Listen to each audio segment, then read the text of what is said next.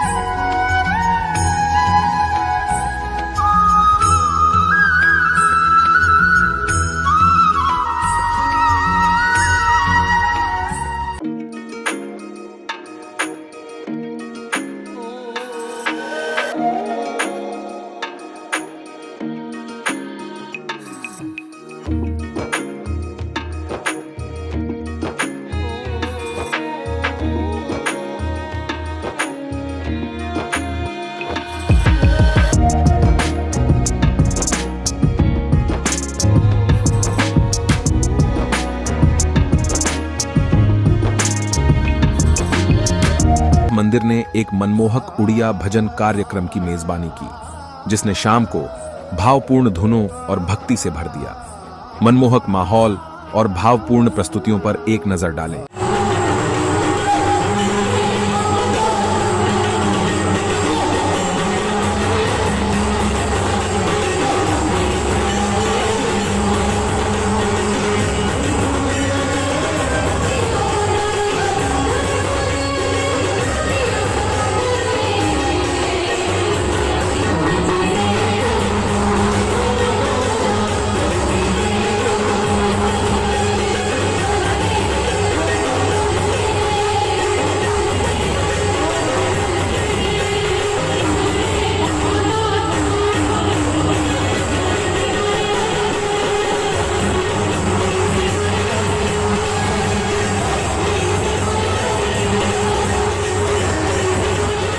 जैसे ही रात के 9 बजे हिंदी भजनों के माध्यम से अपनी प्रतिभा साझा करने के लिए कोलकाता से एक नई टीम पहुंची।